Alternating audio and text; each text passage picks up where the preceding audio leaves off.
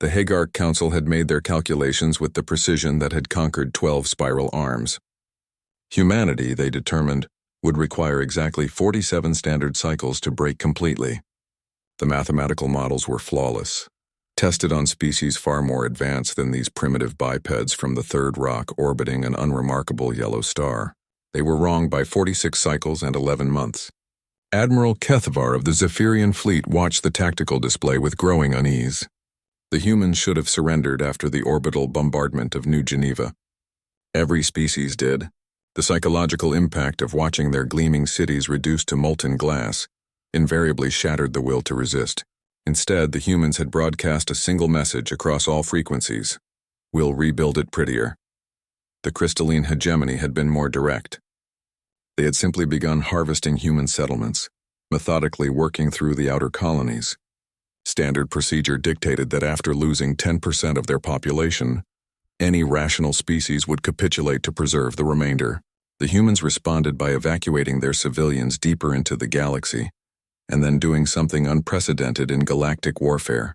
They began hunting hegemony harvesters with converted mining ships and cargo haulers. Civilian vessels, piloted by accountants and teachers and shopkeepers, had somehow developed a talent for making warships disappear. "Sir." Navigation Officer Tilthan's voice carried an edge of confusion. "The human-designated Captain Martinez is requesting permission to board." Kethvar's 4 primary eyes focused on his subordinate. "The human is requesting permission to surrender?" "No, sir. She says she wants to discuss proper galactic etiquette with you." Through the view screen, Kethvar could see the human vessel, if it could be called that. It appeared to be 3 different ship designs welded together, painted in garish colors that hurt to look at, with what seemed to be laundry hanging from external fixtures. Captain Elena Martinez strode onto his bridge 15 minutes later with the confidence of someone who owned the place. She was tall for a human, her dark hair pulled back in a functional ponytail, wearing a uniform that looked like it had been assembled from spare parts of a dozen different militaries.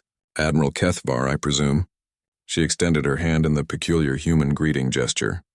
When he didn't respond, she shrugged and clasped her hands behind her back. "I'll cut to the chase. You're going about this all wrong." The bridge fell silent. In 3,000 years of galactic warfare, no enemy commander had ever boarded a Hagark vessel to offer tactical advice. "You see," Martinez continued, seemingly oblivious to the weapons trained on her, "you keep trying to break us by taking away our stuff. Our cities, our ships, our people. But here's the thing about humans. We're really good at being angry about that." Kethvar found his voice. "You dare lecture me on—" "Oh, I'm not lecturing," Martinez interrupted with a smile that somehow made Kethvar's scales itch. "I'm explaining why you're about to lose this war so badly that your great-great-grandchildren will change their names out of embarrassment." She gestured to the tactical display showing the current theater of operations.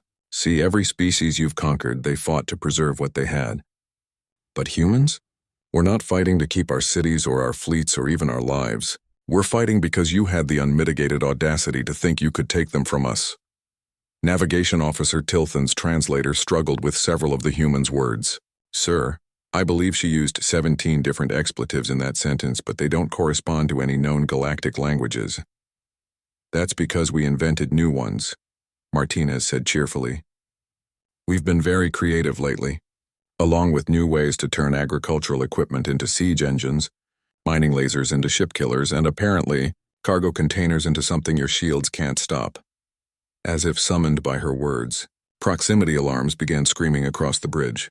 The tactical display lit up with thousands of new contacts, human vessels of every conceivable design, emerging from hyperspace in perfect formation around the Hagark fleet. "How?" Kethvar breathed. Martinez checked a device on her wrist. "Oh, that. We learned to modify our hyperspace engines about 6 months ago.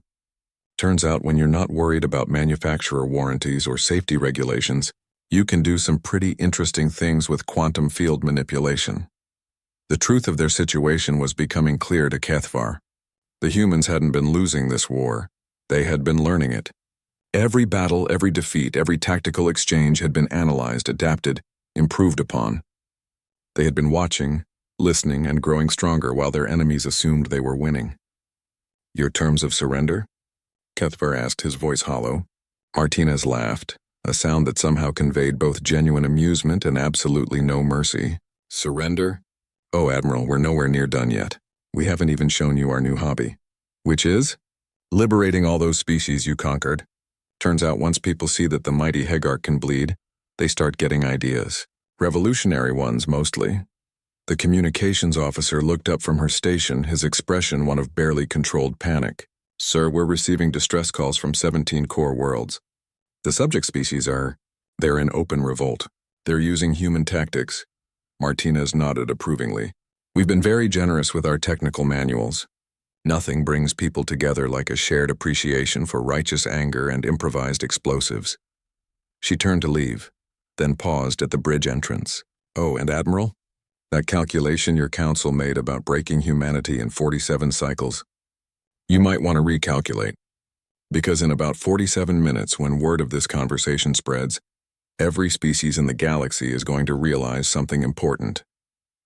Which is? Martinez's smile was bright and terrible and absolutely human. That the Hegarch aren't unbeatable. They're just bullies who got lucky for a while. And humans, well, she shrugged. We really don't like bullies. The human captain was gone before the tactical implications fully registered. Around Kethvar, his bridge crew stared at displays showing their empire crumbling in real time as species after species rose in revolt, armed with human ingenuity and fueled by human audacity. In the space of a single conversation, the Hegarch had lost more than a war. They had lost the galaxy's faith in their invincibility, and without that fear, their empire was nothing more than a collection of targets for every species that had ever dreamed of freedom. The humans hadn't just refused to break. They had taught the galaxy how to fight back. The Hegarch Council's calculations, as it turned out, had been off by more than time. They had been off by the fundamental nature of what they were trying to conquer. Humanity couldn't be broken because breaking things was what humans did to everyone else.